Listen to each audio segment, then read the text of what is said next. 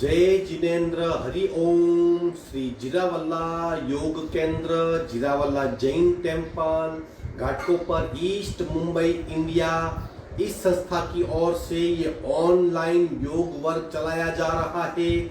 आज के ऑनलाइन योग वर्ग की शुरुआत करते हैं। स्वस्थ शरीर, शांत चेहरा, स्पाइन बिल्कुल इरेक्ट, हाथों की द्रोण मुद्रा या ज्ञान मुद्रा, आंखें कोमलता से बंद, सिर्फ अपने आप चल रही सांसों पे ध्यान, प्राण धारणा।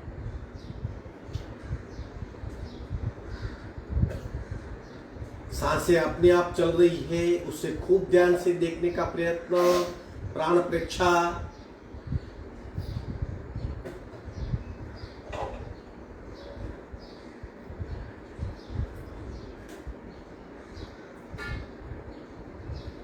सांसों की गति, सांसों की गहराई, सांसों की फ्रीक्वेंसी देखने का प्रयत्न, श्वास प्रेक्षा।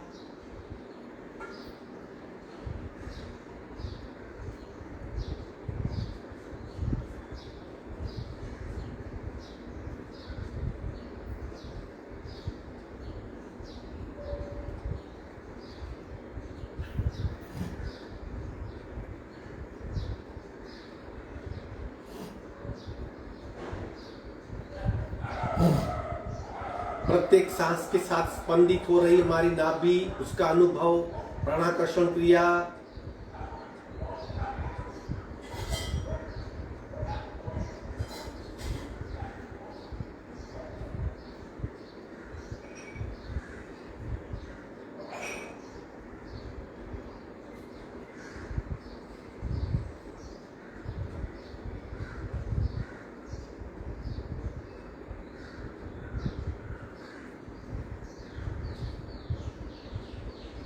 सावधान, कपालभाति 40 स्ट्रोक, संपूर्ण रेचक, पूरक, शुरू।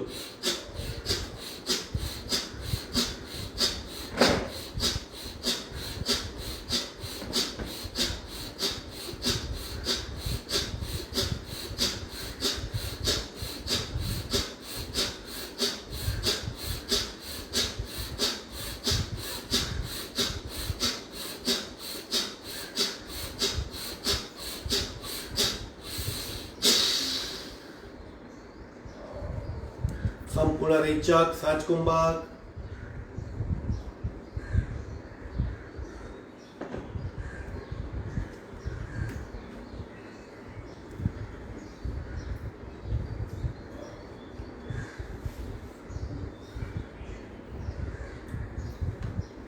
तीन ओंकार पूरक।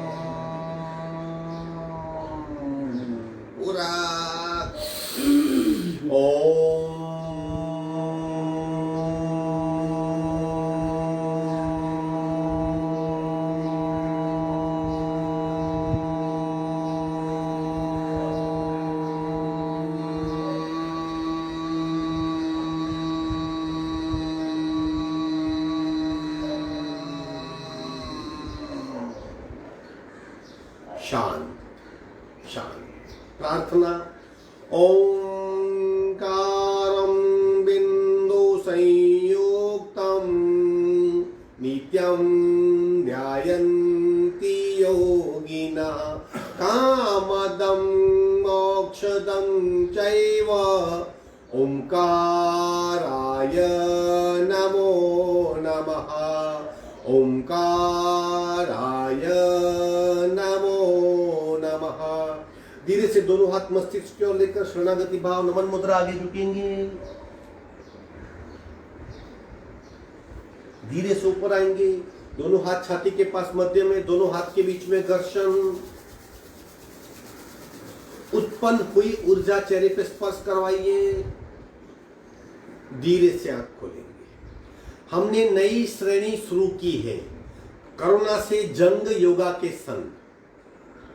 कोरोना क्या है पता नहीं, लेकिन 1 साल का अनुभव हमें यह बताता है कि ये किसी प्रकार का वायरस है जो संसर्गजन्य है, यानी एक दूसरे के संपर्क में आने से हमें वो वायरस इन्फेक्ट हो सकता है, यानी हमें वो बीमारी आ सकती है।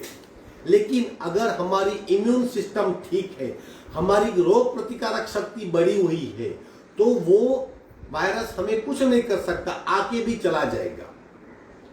इम्यून सिस्टम बढ़ाने के लिए कुछ उपाय है, जैसे प्रॉपर मेडिकेशन, दवाई लेना, देसी उपचार यानी आयुर्वेद की ट्रीटमेंट, काढ़े पीना, बहुत सारे अच्छी तरह खाना खाना, और चौथा है योगाभ्यास। आप दवाई खाएंगे तो दवाई बहुत महंगी होती है, उसकी साइड इफेक्ट होती है। बहुत सारे आयुर्वेदिक काढ़े पी जाएंगे तो शरीर में गर्मी बढ़ जाएगी, लीवर या किडनी पे इफेक्ट हो सकती है। बहुत अच्छा खाना खाते तो कब्ज हो सकती है।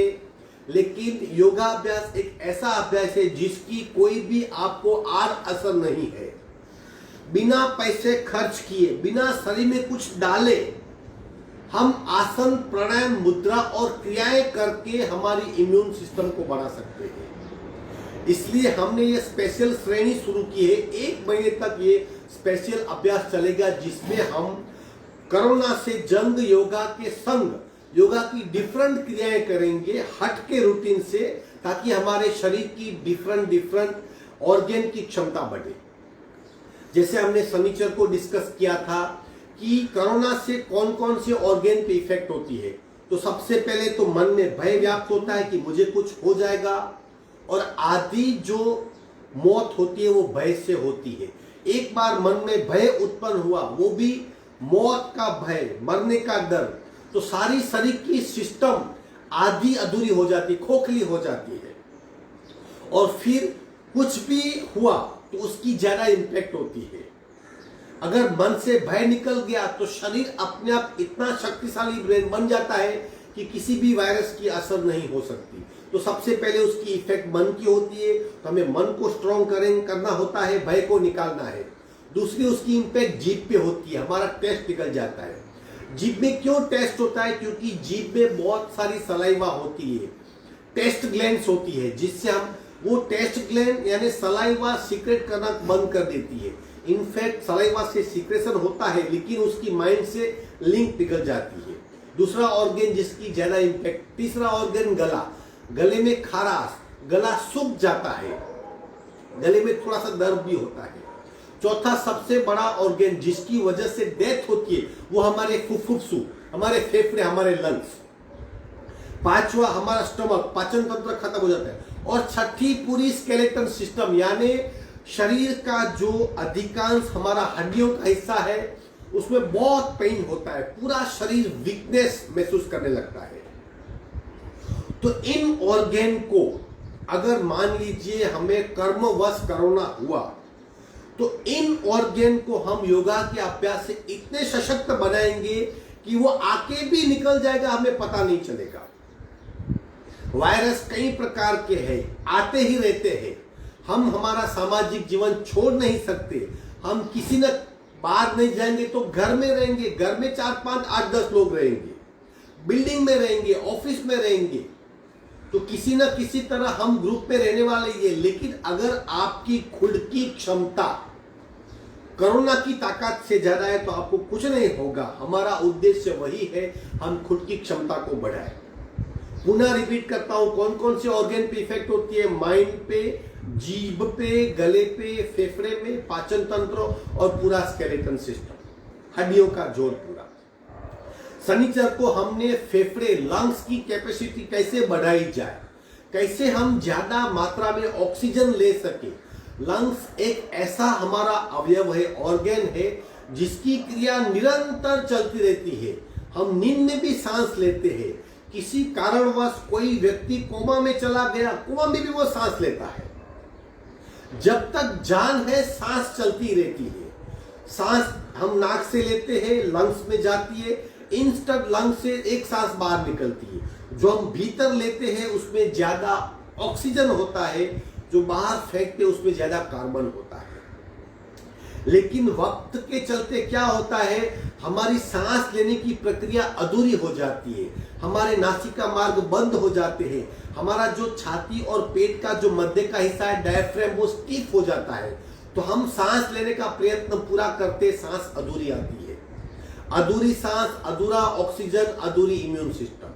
तो सबसे पहले हमने शनिचर क्या किया था कि हमारे नाक को कैसे खोला जाए, नासिका मार्ग को कैसे ओपन किया जाए, डायफ्राम को कैसे ढीला किया जाए, ताकि हमारा जो नैसर्गिक श्वसन है, अगर 1 मिनट में हम 16 बार की एवरेज ले तो एक दिन में हम लोग 21,600 बार सांस लेते हैं।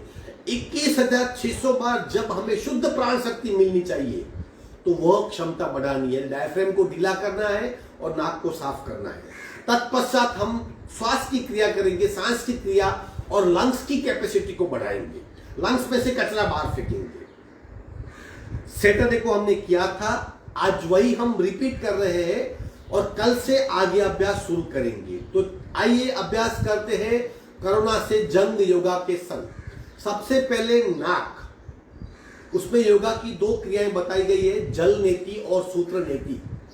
उसका अभ्यास मैं आपको शायद कल बता पाऊंगा, प्रत्यक्ष बताऊंगा, आप कहीं सीख लीजिए, या अगर आप योगा के अभ्यासी हो, ऑलरेडी कहीं पे अभ्यास किया है, तो आप घर पे अवश्य नियमित रूप से जल नेति और सूत्र नेति का अभ्यास कीजिए। आपका नासिका मार्ग खुला ही रहेगा।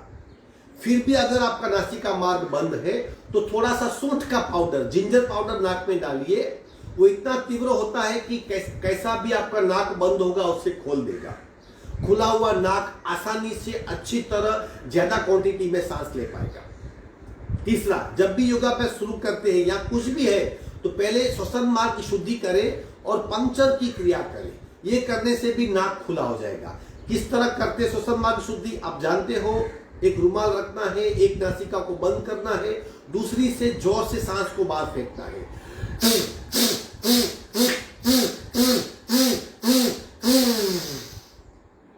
ये करने से भी नासिका मार्ग खुल जाता है। दूसरी नासिका से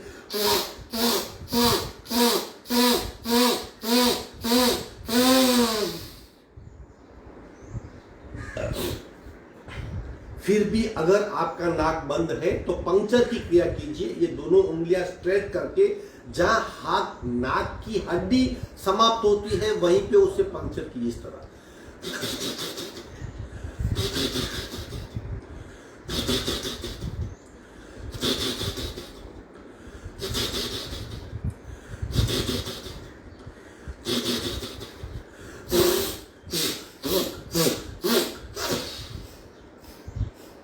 इस तरह सुबह उठ के जब हम कुछ भी नहीं करते फिर भी नाक को खोल देना चाहिए ताकि नैसर्गिक सांस ज्यादा मात्रा में आएगी।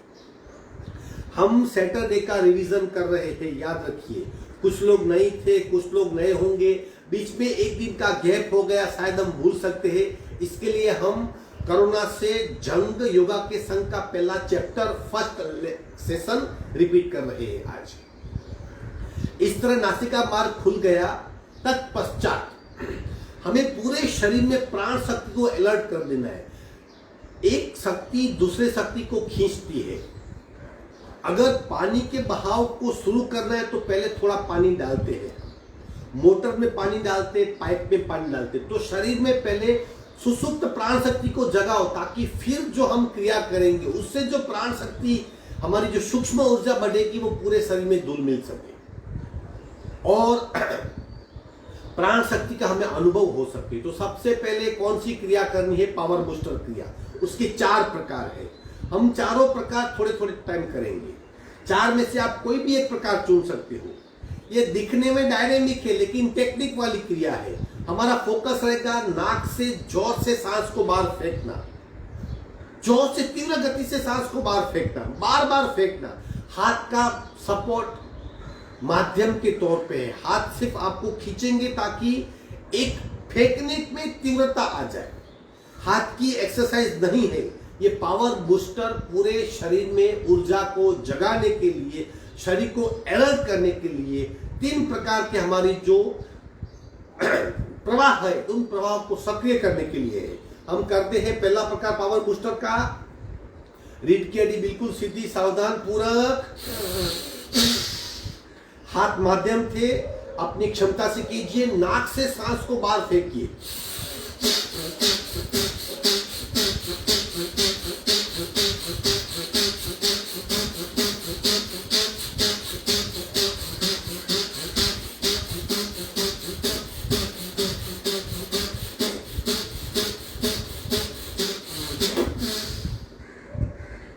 आंख बंद रखें और कुछ पल के लिए बैठे। पूरे शरीर में जिस तरह ऊर्जा जाग जाती है आप महसूस कर पाएंगे अब हमारा शरीर ऊर्जावान हो गया है।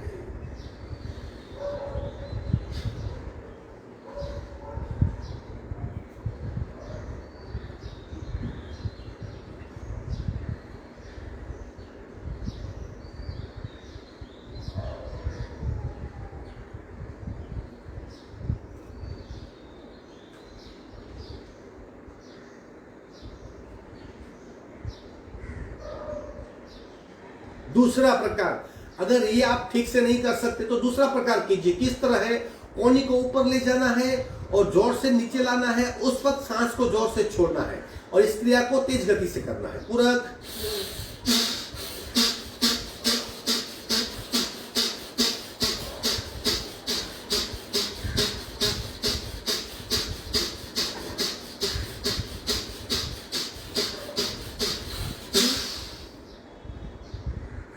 पुनः शांत बैठ जाइए।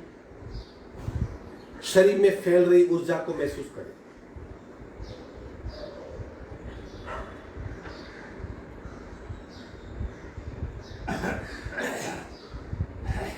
तीसरा, अगर ये भी नहीं कर सकते, हाथ को इंटरलॉक कीजिए मस्तिष्क के पीछे, कोहनी पीछे, रीढ़ की हड्डी बिल्कुल सीधी, गर्दन सीधी।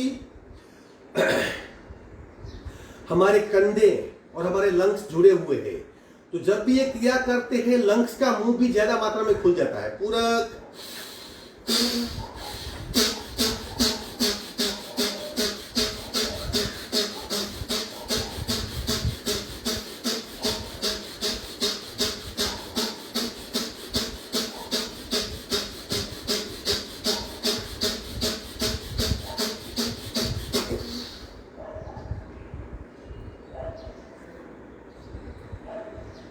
ऊर्जा के प्रति सभानता, सजागता, एकाग्रता।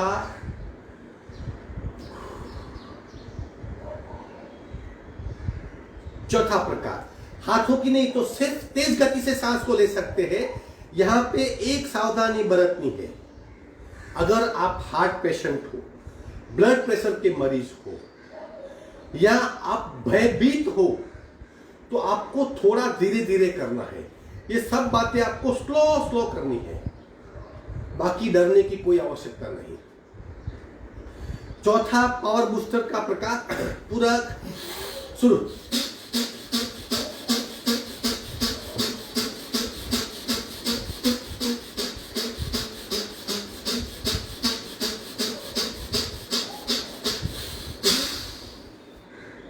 पुनः ऊर्जा को महसूस करें।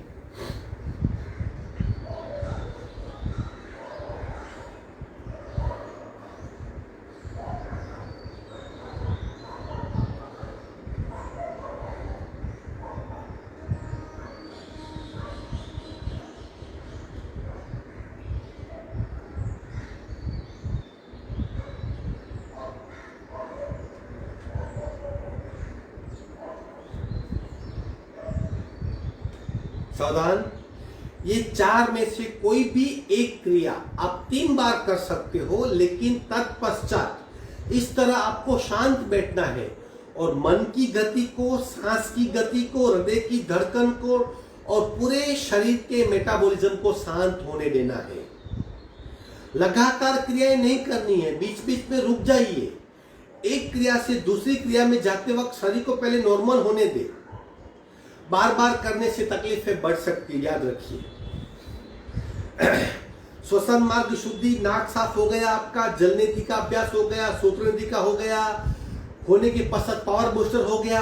अब दीर्घ श्वसन की प्रक्रिया है जिससे शुद्ध सांस का संचार होगा, डायफ्राम ढीला होगा और कार्बन ज्यादा मात्रा में बाहर निकलेगा। उसके लिए पहले हमें हाथ को इंटरलॉक करना है, मस्तिष्क पे ले जाना है, इस तरह खींचिए। बहुत लोग हाथ को इस तरह बेंड करते, बेंड मत कीजिए, हाथ को बिल्कुल स्ट्रेट कीजिए, बिल्कुल सीधे हाथ, जितने खींच सकते हो आप।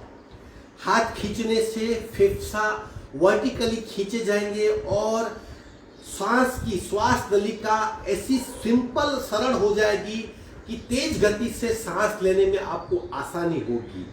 कम प्रयत्न में ज्यादा अच्छी तरह हम सांस ले पाएंगे।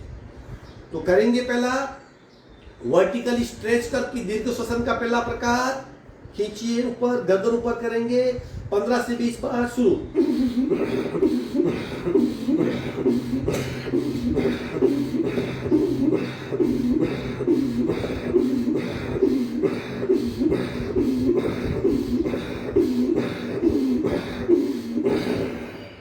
धीरे से हाथ को नीचे ले आएंगे, विश्राम।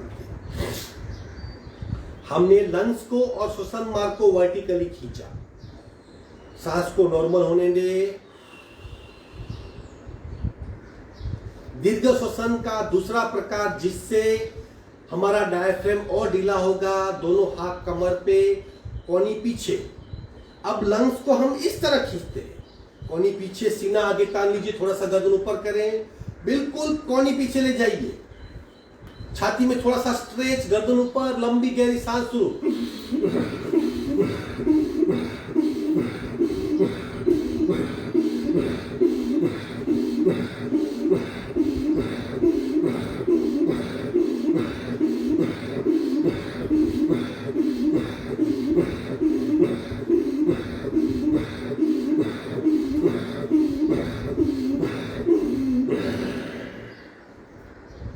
अगेन विश्रांति, आंखें बंद, सिर्फ सांसों पे ध्यान।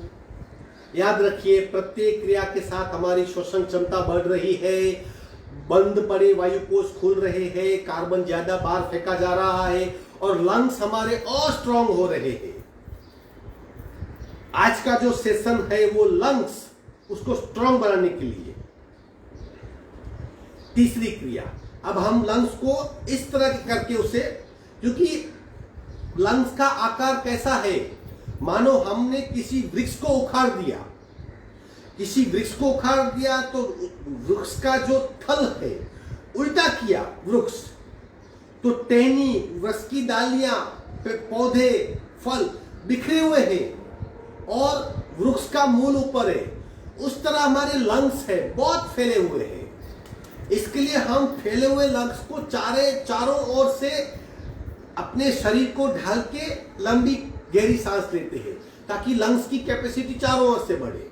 तीसरा साइडवर्ड बेंड, हाथ को सपोर्ट करेंगे, दूसरा हाथ सीधा ऊपर खींचेंगे।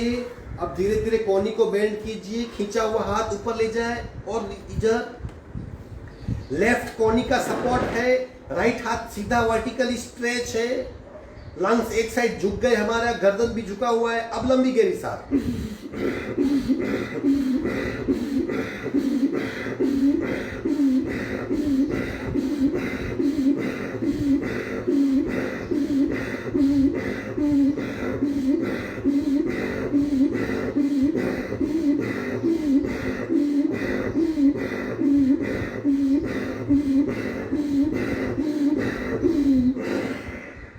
धीरे से हाथ सीधा करेंगे, दोनों हाथ पैरेलल लाएंगे, बाकी आधा हिस्सा राइट को टेक दीजिए, लेफ्ट को ऊपर ले जाइए, राइट को नहीं टेकेंगे, लेफ्ट का बेंड कीजिए। पहले शरीर की अवस्था को समझ लीजिए, ऊपर वाला पंजा बिल्कुल ढीला। अब लंबी गहरी सांस।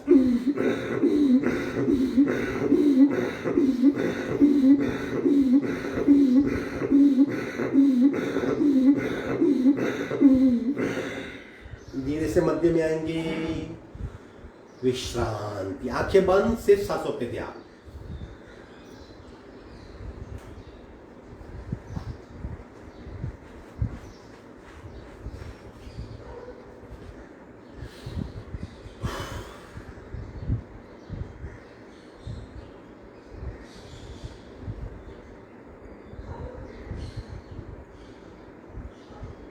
चौथी क्रिया, अब सुलभ मत्स्यासन या पैर फैला के कोनी टेक के मत्स्यासन की तरह मस्तिष्क को पीछे ला जाके अब फेफसा की ऐसी अवस्था हो जाएगी। हम चारों ओर से हमारे छाती को, लंग्स को घुमा रहे हैं ताकि प्रत्येक एंगल, प्रत्येक कोने में, प्रत्येक भाग में दीर्घ सांस जा सके और वहां से कचरा बाहर निकल सके। ओवरऑल क्षमता बढ़ेगी। अगर हमारा घर 5 कमरे का है, एक कमरे को साफ कर दिया, 3 कमरे गंदे हैं, तो हम घर को साफ सुथरा नहीं कहेंगे। इस तरह हमारे लंग्स को चारों ओर से हमें विकसित करना है। इसके लिए भिन्न भिन्न प्रकार का पोस्चर करके दीर्घ श्वसन करना है। अब सुलभ मत्स्यासन करेंगे, पैर को फैला दीजिए या पद्मासन में या अध पद्मासन, हम दोनों देखेंगे।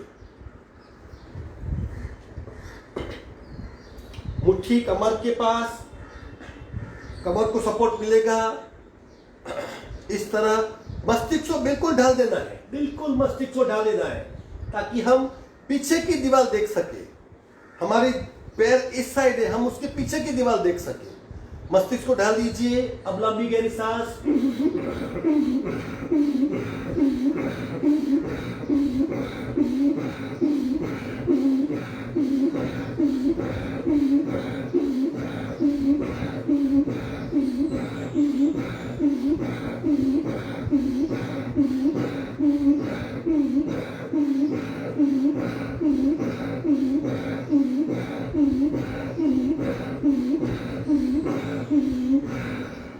धीरे से ऊपर आ जाएगी।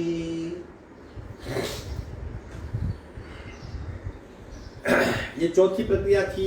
अब 5वीं प्रक्रिया है हमारा उष्ट्रासन, यानी पूरा शरीर कैमल की तरह ढल जाएगा और फिर हमारे लंग्स इस तरह एक्सपांड हो पाएंगे। ये करने से, ये 4-5 क्रिया करने से हाथों को डिफरेंट दिशा में खींच के, शरीर को भिन्न भिन्न प्रकार में ढाल के दीर्घ श्वसन करने से 3 बातें घटित होती है। कौन सी? सबसे पहले डायफ्राम ढीला होता है। दूसरी बात, शुद्ध सांस का संचार होने से ऑक्सीजन की लेवल बढ़ती है। और तीसरी बात, कार्बन डाइऑक्साइड बाहर निकल जाता है। और चौथा प्रकार, लंग्स की कैपेसिटी बढ़ती है 3 होने से। कोरोना तकलीफ में जब लंग्स पे इफेक्ट होती है तो लंग्स का स्ट्रांग होना आवश्यक है।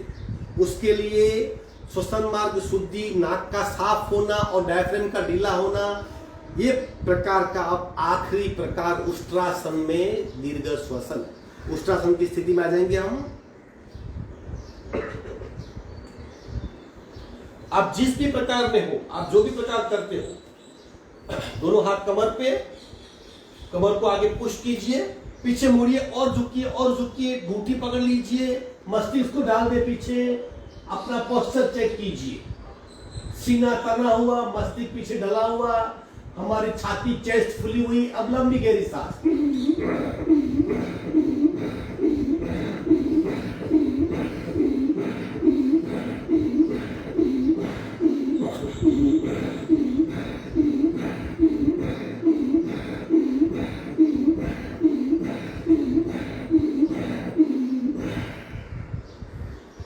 एक हाथ कमर पे, दूसरा हाथ कमर पे, धीरे से आसन छोड़ देंगे, पैर फैला के विश्राम, आंखें बंद। अब तक जो क्रियाएं की उसका रिवीजन कीजिए।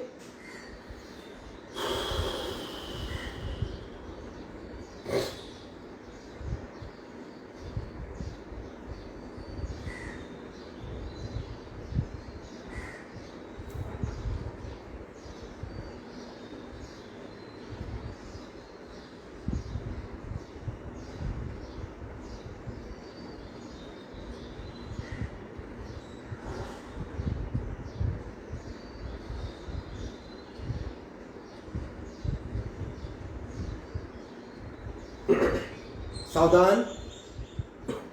तो कोरोना से जिन ऑर्गन पे इफेक्ट होती है, सबसे पहला लंग्स, उसकी क्रियाएं की हमने। अब करते हम जीभ। हमारी जीभ स्वाद ग्रहण करने की क्षमता खो बैठती है। तो जीभ को कैसे सक्रिय किया जाए? जीभ एक ऐसा ऑर्गन है जिसमें एक भी हड्डी नहीं है। अब पूरी जीभ को देखिए, कहीं भी हड्डी नहीं है और जीभ हमारे विशुद्धि चक्र यानी थायराइड ग्लैंड से जुड़ी हुई है।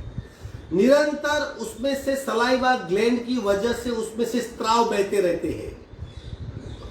उन्हीं स्त्रावों की वजह से हम डिफरेंट हम टेस्ट को फील कर सकते हैं। कोरोना से कई लोगों की जीभ अपना टेस्ट खो बैठती है, तो उसे किस तरह सक्रिय करना है देखते हैं। सबसे पहले हमें जीभ की क्षमता को बढ़ाना है, तो हम करेंगे सी मुद्रा पार्ट 1। सबसे पहले जीभ की क्षमता बढ़ाने के लिए सी मुद्रा पार्ट 1। हाथ को टेक देंगे, जीभ को बाहर निकालिए, जीभ को जमीन की ओर खींचिए, अपना पूरा शरीर भूल जाइए, सिर्फ आपके पास जीभ ही ऑर्गन है और उसी को हमें खींचना है। सांसें बिल्कुल नॉर्मल, शरीर को इग्नोर कीजिए, सारा ध्यान, फोकस और कंसंट्रेशन जीभ के खिंचाव में।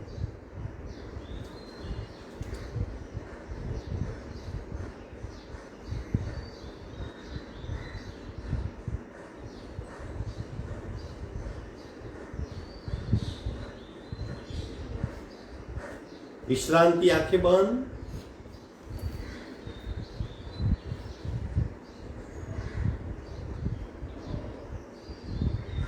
दूसरा प्रकार, अब थोड़ा सा नाद करेंगे उसी तरह, ताकि जहां जीभ का जुड़ाव है, जीभ का मूल स्थान है, वहां पे कंपन हो और संवेदनशीलता बढ़े।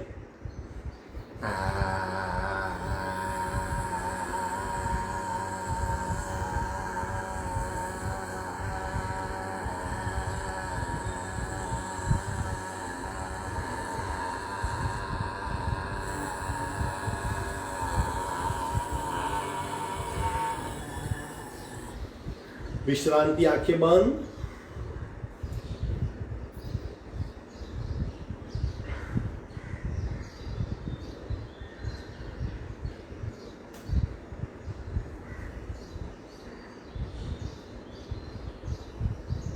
तीसरा प्रकार, जीभ को बाहर निकाल के बाईं और दाहिनी ओर घुमाना है।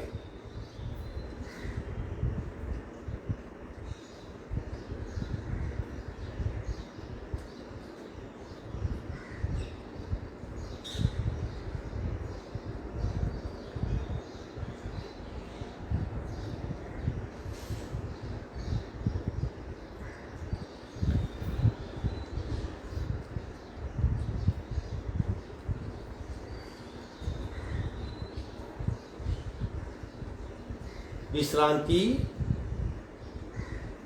प्रत्येक क्रिया के पीछे विश्रांति लीजिए और हो रहा अनुभव भीतर से महसूस करें।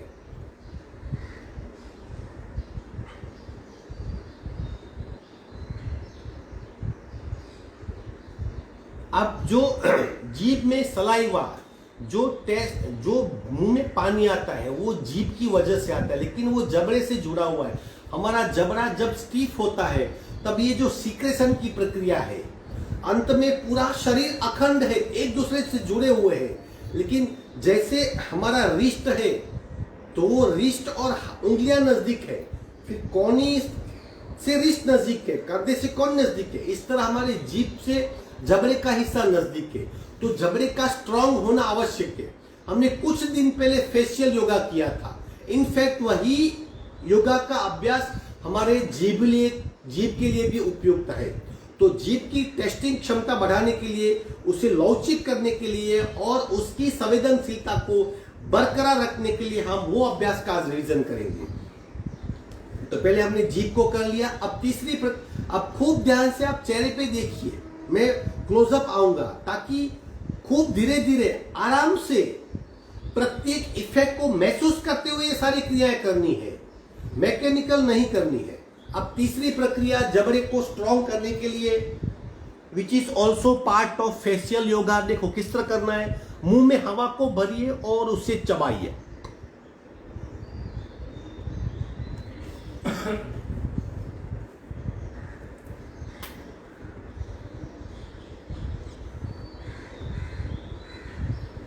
आंखें बंद, इफेक्ट को महसूस करें।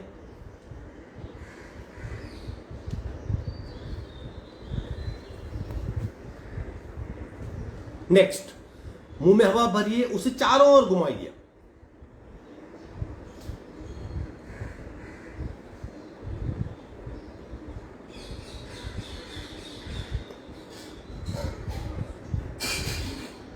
विश्रांति, सारा फोकस चेहरे के भीतर।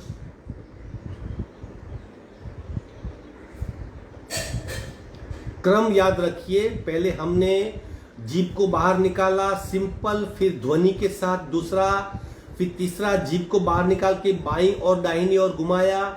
चौथी बात, मुंह में हवा को भर के मुंह फुलाया। पांचवा, मुंह में हवा को भर के चारों ओर घुमाया। अब छठी क्रिया, खूब ध्यान से हवा को पास करना है बाईं और दाहिनी ओर, धीरे धीरे मुंह में हवा को करिए, भरिए।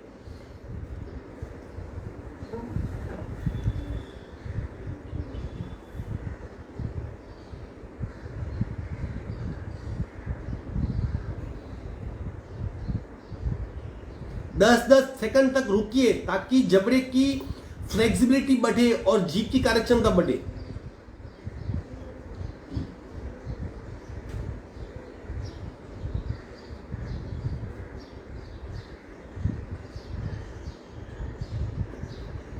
सातवीं क्रिया, अपर लिप्स को फुलाएंगे आप।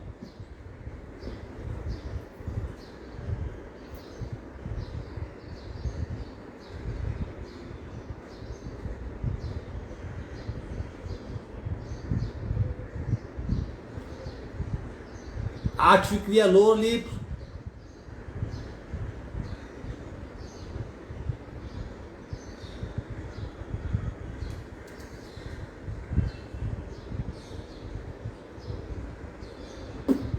नौवीं क्रिया, दोनों दांत को जोड़ के नीचे से खींचा, लोअर लिप से खींचा। ऊपर का लिफ्ट ऐसा ही, लिप नीचे के लेयर को खींच के बार बार खोल बंद करें।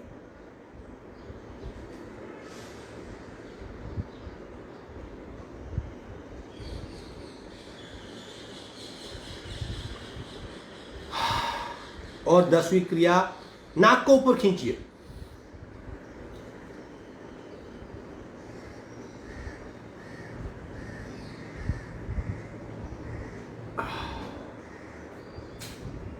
ये 10 क्रिया करने से दो बातें हो जाएगी, आपका फेशियल योगा हो जाएगा, आपका चेहरा खिल उठेगा, चेहरे की रौनक बढ़ेगी, चेहरा ग्लो करेगा और जबड़े के स्नायु फ्लेक्सिबल हो जाएंगे और आप जीभ का सलाइवा ठीक होने लगेगा। ये सारी प्रक्रियाएं थी हमारे जीभ के ऑर्गन को ठीक करने के लिए। अब हम गले पे आते कि गले पे जो इफेक्ट होती है उसको कैसे ठीक करें। सबसे पहले हम उसके लिए ब्रह्म मुद्रा करेंगे, फिर सिंहासन करेंगे और फिर नाद के प्रकार करेंगे। बैठक स्थिति में आ जाएंगे।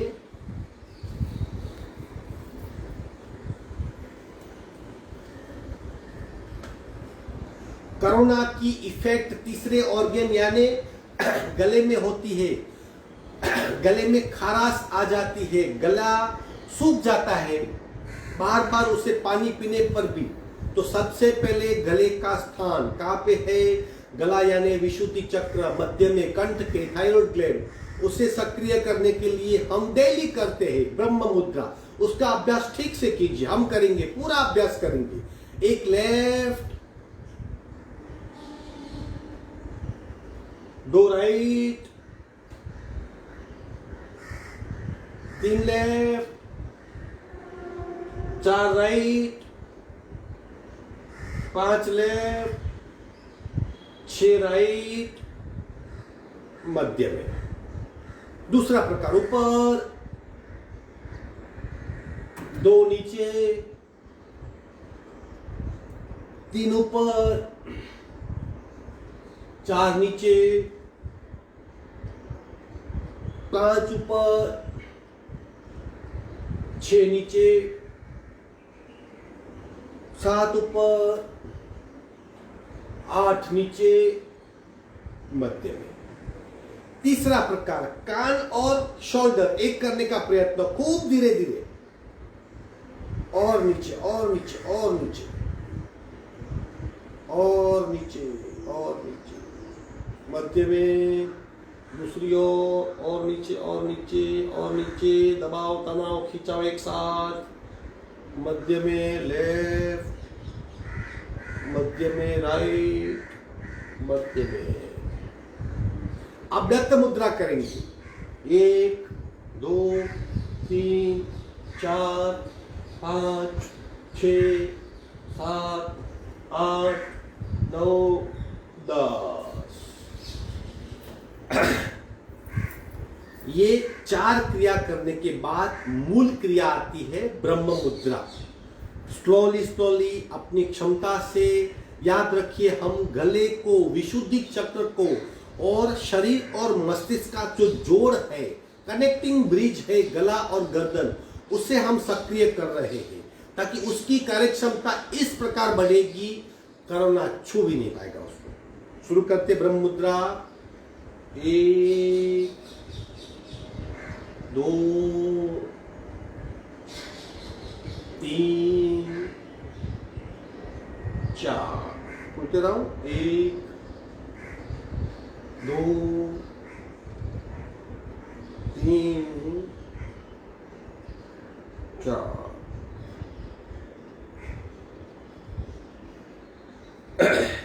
इस तरह ब्रह्म मुद्रा का अभ्यास गले के लिए बहुत फायदेमंद है। दूसरा प्रकार जो सी मुद्रा हमने अभी की, तीसरा सिंहासन, हाथ को यहां पे रख सकते हैं या इस तरह हाथ को खोलना है, मुंह को खोलना है,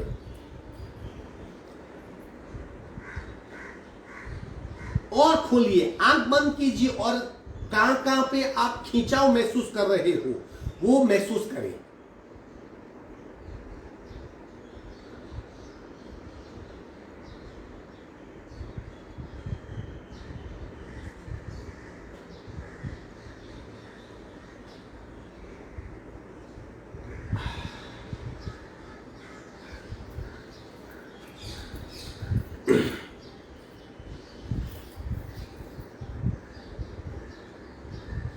तीसरा अभ्यास गले के लिए, घर्षण युक्त रेचक पूरक उज्जयी प्रक्रिया। उज्जयी प्रक्रिया यानी जो हम नॉर्मल सांस लेते हैं, इसकी जगह पे हमें घर्षण युक्त रेचक पूरक करना है। कंठ का संकोच करके हमें सांस लेनी है ताकि आवाज होगा, फ्रिक्शन होगा, वहां पे ऊर्जा पैदा होगी और गला शुद्ध हो जाएगा। देखिए किस तरह, नॉर्मल सांस, उज्जयी सांस,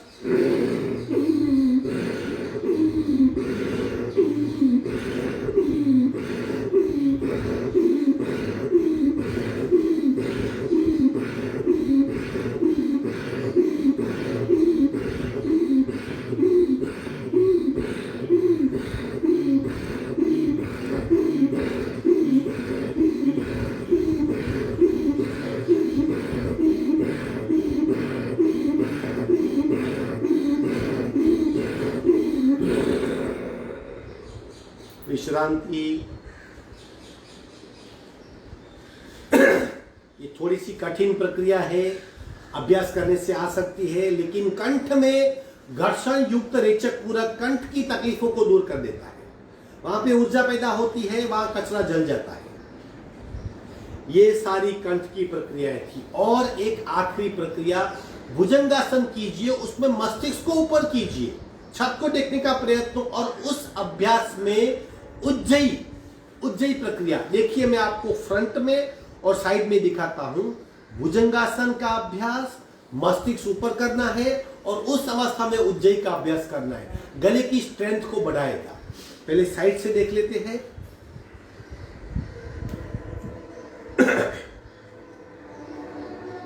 मस्तिष्क को ऊपर करना है, गले को ऊपर करना है। अब उज्जयी का अभ्यास,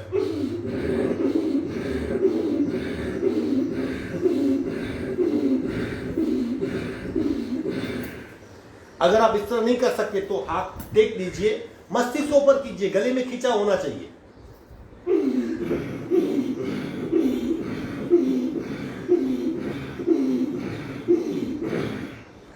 फ्रंट में करते हैं भुजंगासन का, किस तरह खिंचाव करना है, और गले को ऊपर खींचिए, मस्तिष्क से छत को देखने का प्रयत्न, और ऊपर और ऊपर। अब लंबी गहरी सांस,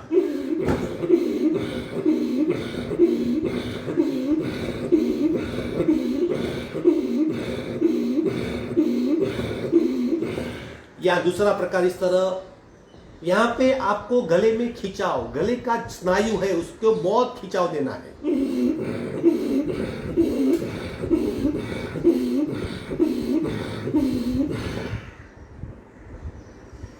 गले की ये 4 प्रक्रिया है। सबसे पहले ब्रह्म मुद्रा के प्रकार, फिर सी मुद्रा के 2 प्रकार, फिर सिंहासन का प्रकार, फिर उज्जयी की प्रक्रिया, फिर भुजंगासन में गले को ऊपर करके दीर्घ श्वसन, और ये सुलभ भुजंगासन में। ये करने से गले में कचरा जल जाएगा, गले की स्ट्रेंथ बढ़ेगी, गला जो सूख रहा है वो नहीं सूखेगा, वहां पे ऊर्जा पैदा होगी, कचरा जल जाएगा, और कोरोना की इफेक्ट से शायद हम बच सकते हैं। तो ये हमारे 3 ऑर्गन लंग्स, जीभ और गला, इन तीनों का अभ्यास किया। लंग्स के अभ्यास तो अविरत चलते रहते हैं, क्योंकि अभी हम जो अभ्यास करेंगे कपालभाति का और प्राणायाम का, वो भी लंग्स के लिए ही होगा। सिर्फ लंग्स के लिए नहीं, पूरे शरीर की इम्यूनिटी को बढ़ाने के लिए हमें जो नैसर्गिक ताकत मिलती है। कौन सी ताकत है नैसर्गिक? श्वसन मार्ग के साथ में आने वाली ऊर्जा in the form of oxygen and प्राण, वो अगर शरीर में बढ़ गई तो पूरे शरीर की इम्यून सिस्टम का विकास हो जाएगा। कोरोना को हराना है तो एक सिंपल इलाज, इम्यून सिस्टम को बढ़ाओ, आसानी से हरा पाएंगे। हम अगर ताकतवर है तो कोई हमें छू नहीं सकता। भीतर से ताकतवर बनिए और प्राण शक्ति को बढ़ाइए। अब करेंगे श्वसन मार्ग शुद्धि थोड़ी सी, और कपालभाति का अभ्यास, और प्राणायाम और ओमकार।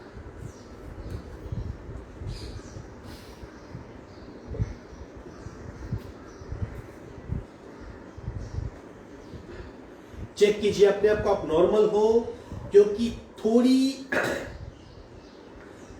आज स्पीड बढ़ाइए मैंने अभ्यास को, ताकि उसको मैं रिवीजन करवा सकूं।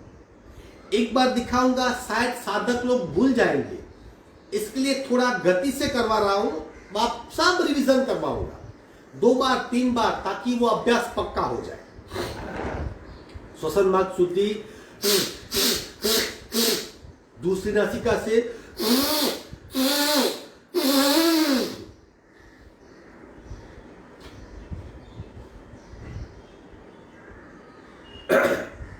शरीर को बिल्कुल शांत होने दे। अपनी गतियों को चेक कीजिए, हार्ट की गति, सांस की गति, मन की गति, चित्त की गति। एक नासिका से कपालभाति का अभ्यास करेंगे। पहले राइट बंद लेफ्ट से करेंगे 54 स्ट्रोक, 54 स्ट्रोक दूसरी से, और दोनों से 108। सहज कपालभाति, प्रयत्न रहित कपालभाति, और प्रति पल नाभि की मूवमेंट को खूब ध्यान से देखेंगे। जो भी करेंगे खूब ध्यान से करेंगे। राइट बंद लेफ्ट से रेचा, पूरा शुरू।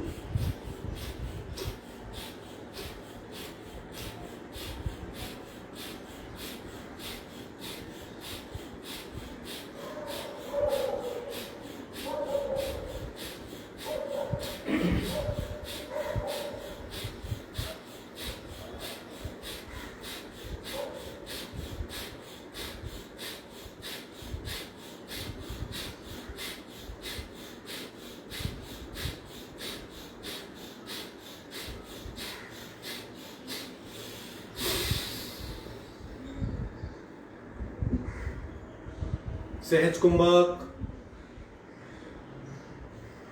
शरीर में हो रहा अनगिनत बदलाव महसूस करें।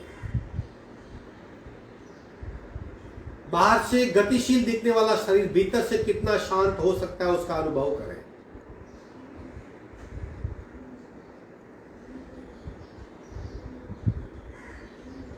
दूसरी नासिका से 54 स्ट्रोक, लेफ्ट बंद, राइट से रेचक, पूरा शुरू।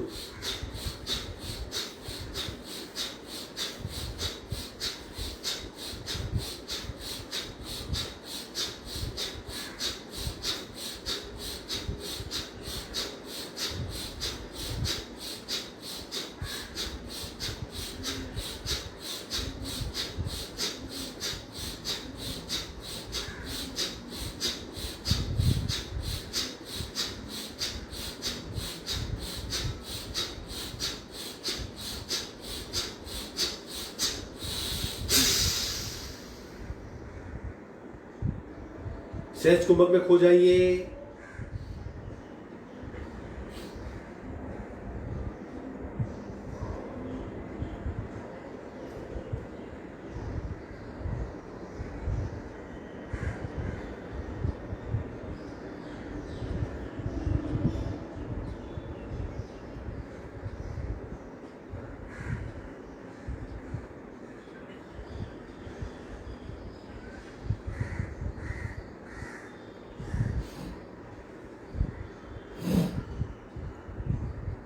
सावधान।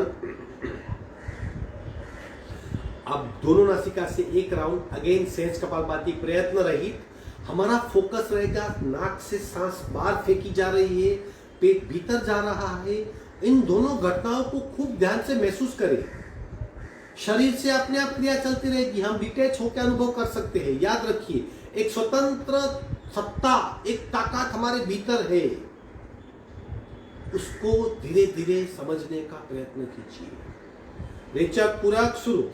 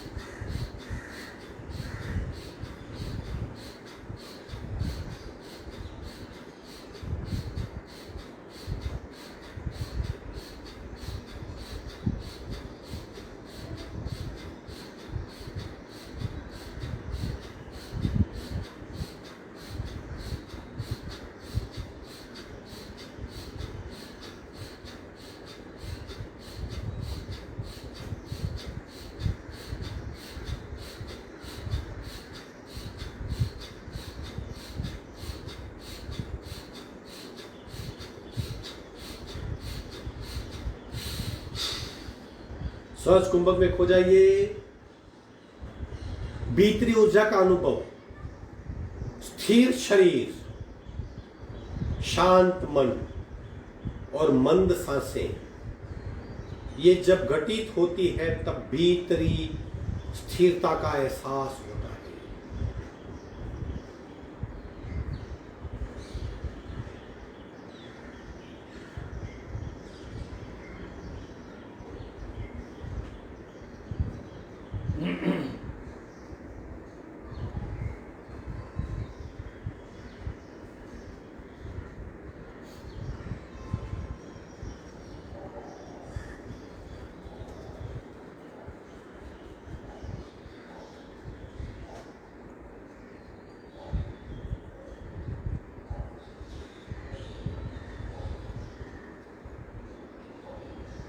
सावधान, दोनों हाथों का घर्षण करके बाहर आ जाएंगे। अब 5 मिनट नॉन स्टॉप अनुलोम विलोम।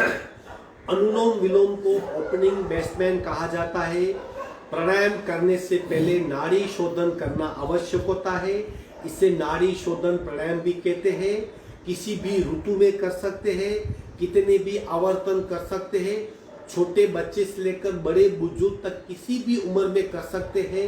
किसी भी स्थान पे, कश्मीर में हो, ठंडा इलाका हो या अफ्रीका का गर्म इलाका हो, कच्छ का रेगिस्तान हो या हिमाचल का ग्रास एरिया हो, किसी भी अवस्था में आप कर सकते हो। न्यूट्रल प्राणायाम है, शरीर की इम्यून सिस्टम को बहुत बढ़ाता है, लंग्स की कैपेसिटी को बहुत बढ़ाता है, शरीर के भीतर ऊर्जा का नियमन करता है, मन उससे शांत होता है, इम्यून सिस्टम में इजाफा होता है। अनुलोम विलोम को 5 मिनट नॉन स्टॉप करने का प्रयत्न अपने आप करेंगे। कॉन्फिडेंस से कीजिए, विश्वास से कीजिए, एकाग्रता से कीजिए और अवेयरनेस के साथ कीजिए।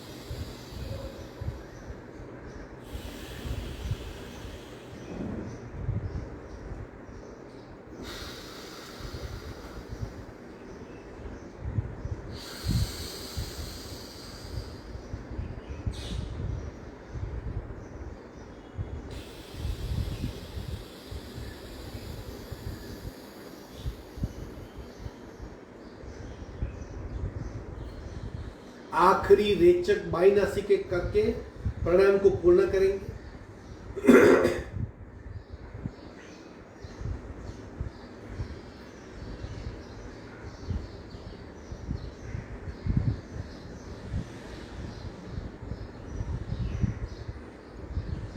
ओमकार करेंगे 5 बार। पूरे शरीर में कंपनों का अनुभव होना चाहिए। नाभि से वाइब्रेशन शुरू होते हैं, मस्तिष्क में होते हुए मकार में पूरे शरीर में फैल जाते हैं। कोशिश कीजिए पूरे शरीर में कंपनों के अनुभव के साथ ओमकार का अभ्यास 5 बार पूरा।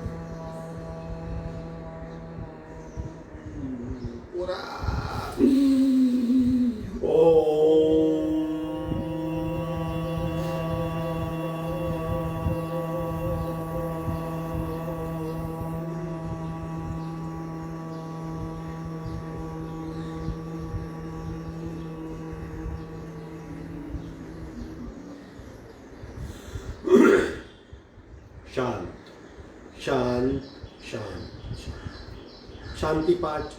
ओम पूर्णमद पूर्णमिदं पूर्णाः पूर्णमुदच्यते पूर्णस्य पूर्णमादाय पूर्णमेवावशिष्यते। ओम शांति शांति शांति। दोनों हथेलियों का घर्षण, खूब घर्षण कीजिए। उत्पन्न हुई ऊर्जा चेहरे पे स्पर्श करवाइए। धीरे से आंख खोलेंगे। आज का वर्ग यही समाप्त होता है। हमारा स्पेशल सेशन चल रहा है कोरोना से जंग योगा के संग।